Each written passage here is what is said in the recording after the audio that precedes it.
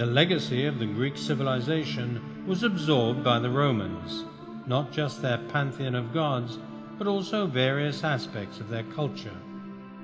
At the start of the 4th century, Christianity was a religion well disseminated in Rome. According to legend, Emperor Constantine fell ill, with various eruptions of the skin. His illness was diagnosed as Hansen's disease, or leprosy as it was called at the time. His pagan doctors advised him to bathe in the blood of 3,000 children in order to be cured.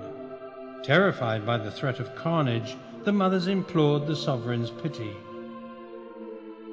Pope Sylvester counseled the emperor to convert to Christianity so that the divine would cure him. The story goes that after converting to the Christian faith, Constantine was cured.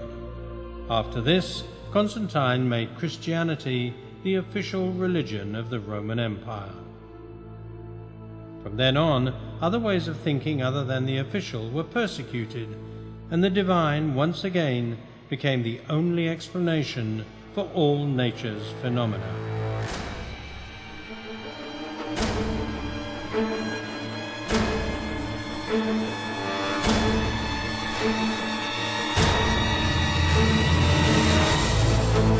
The horsemen of the apocalypse spread over the earth. Famine,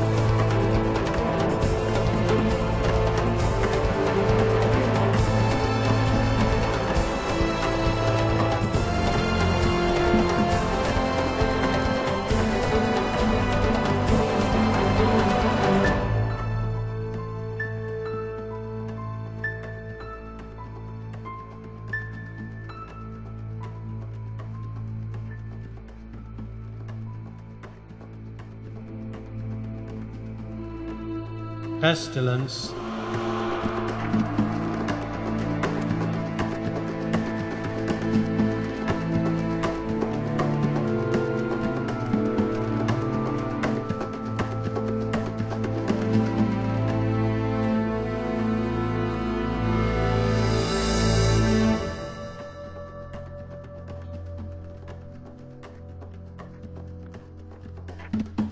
war,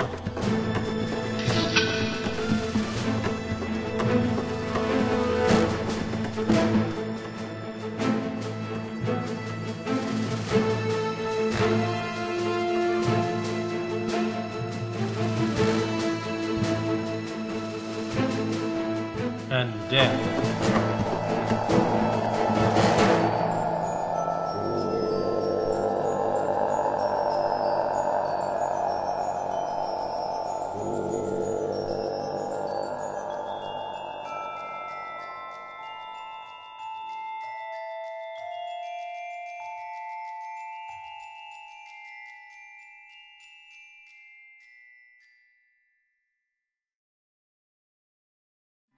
At this time, Europe passed through one of the most somber periods in the history of humanity, the Dark Ages. Wars devastated towns and countryside for the most diverse motives, many of them religious. Faith condemned the enemy, and God was on both sides. To defend their faith, men took up arms, formed armies, and went forth to bloody battles.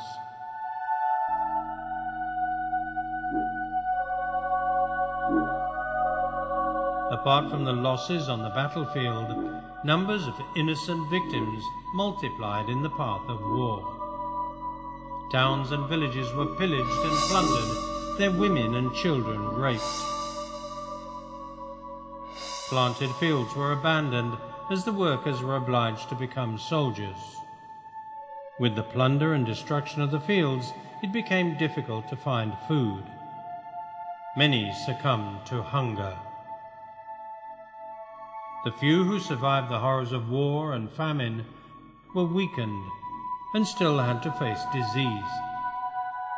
In truth, there was never a time without some epidemic in the world. For a long time, they were all called just pestilence or plague, as neither the cause nor the means of transmission was known. The precarious conditions of hygiene in filthy towns favoured the emergence of these diseases, and the constant military campaigns helped to spread them.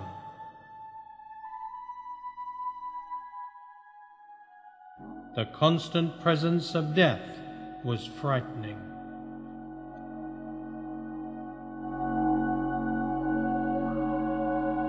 Hippocrates' concept that sickness was not a divine punishment was forgotten. Only faith could bring a cure. Self-flagellation as a form of punishing the sins of the soul would thus avoid divine punishment. It was a way of saving the spirit and avoiding evil.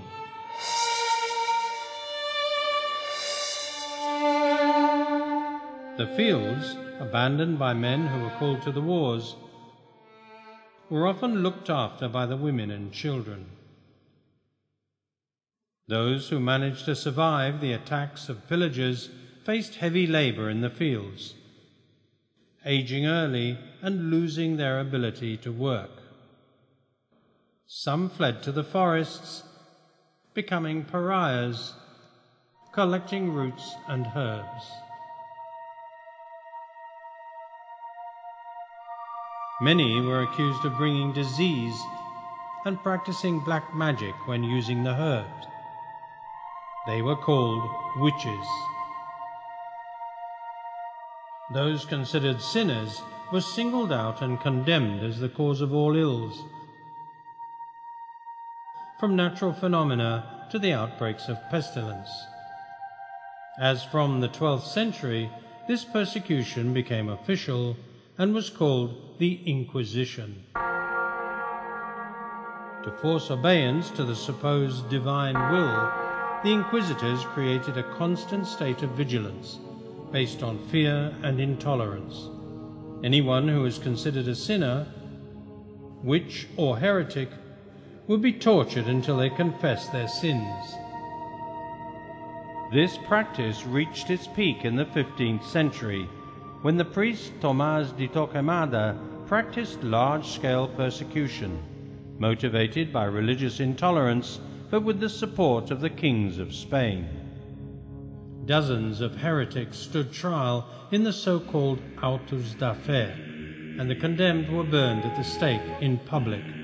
Around a third of the Spanish population was decimated by the Inquisition. The majority of victims in this period were women. Described as the cause of original sin and true agents of the devil, women were humiliated and considered as inferior beings and were badly treated by society. Era uma época de contradições, na qual o dogma prevalecia e o dogma não aceita explicações. Por exemplo, as mulheres eram perseguidas e tratadas feito animais. O que dizia a Inquisição, os escritos da época, era que a mulher, pela sua sexualidade, era agente do demônio. Afirmavam que Deus não criou a mulher, Deus criou foi o homem. E a partir de uma costela do homem é que Deus fez a mulher. Como a costela é um osso torto, logo a mulher é torta. O curioso é a contradição nisso, porque as mulheres novas, mais bonitas, mais bem conservadas, conseguiam sobreviver através da sua beleza e trazer comida para casa para alimentar a família. Mas à medida que o tempo passava e ela envelhecia e perdia o vício da mocidade, então a capacidade dela sobreviver diminuía e chegava ao ponto que ficava velhinha, então tinha que fugir para os bosques, sobreviver como catadora, porque mulher feia parecia enrugada, curta, morando na floresta, claro, era bruxa. Então, a coisa curiosa é que, embora eles achavam, condenavam a sexualidade, bruxa está mais para velho do que para moça bonita. É uma contradição difícil de entender.